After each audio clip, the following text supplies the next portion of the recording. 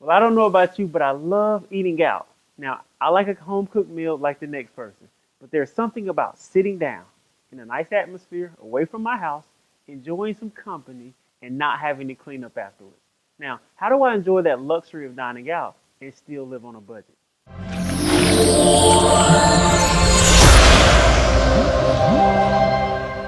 Hey, what's up, guys? It's Derrick Boger with Finance Integrity, where we bring integrity into your finances. Now, on this channel, we provide video support, money tips, and any kind of financial wisdom you need to become the financial success you were created to be. Now, if you're new to this channel, please consider subscribing. So today I want to talk to you about dining out on a budget. Now, before I give you any money tips, let me put out this one disclaimer. If you can't afford to eat out, then don't eat out. Boom. That's right. I said it.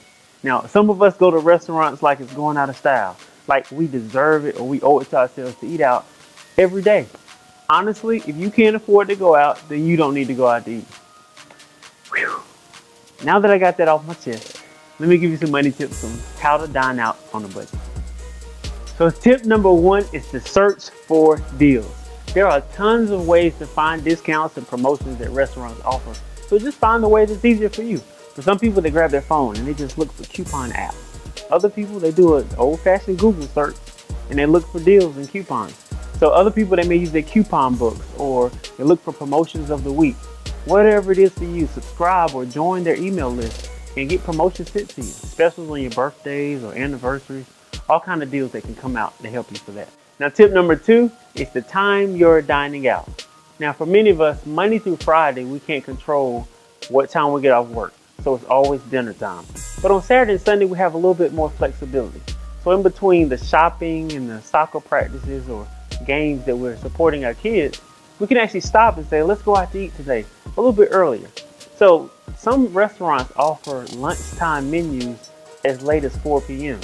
So instead of considering going at 6 or 7 o'clock that evening, well, there's a 45-minute to an hour wait, let's consider going a little bit earlier and having a dinner portion at a lunchtime price. So tip number three is to search for promotional days of the week. At some restaurants, Monday may be kids eat free. Tuesday may be Taco Tuesday. All tacos are $1. Wednesday may be free dessert day.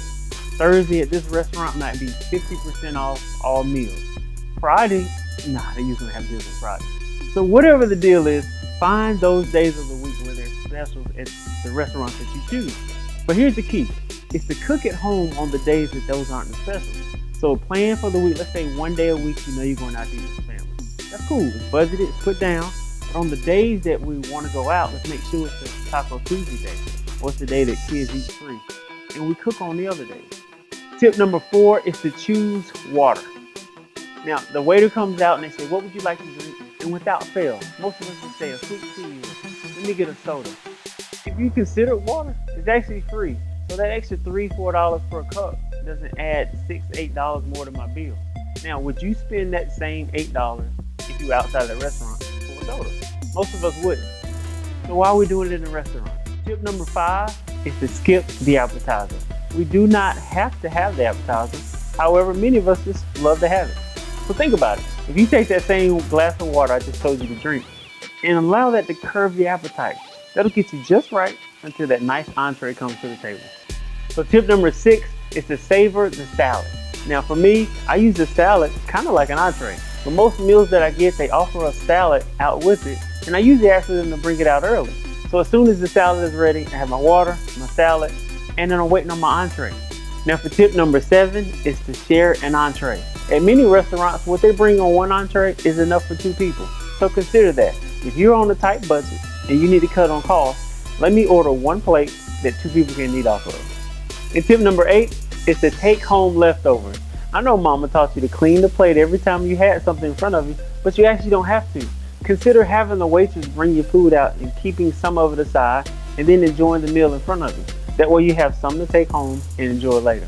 But let me leave you with this thought. There's no way around it. If you decide to dine out, it will cost you more than eating at home, but it is something we all enjoy. So walk in financial integrity and actually think about how you spend every dollar when you're eating out.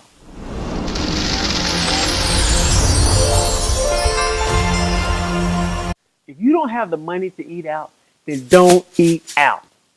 Boom. That's right. I just said it. Did I just drop my water? I did.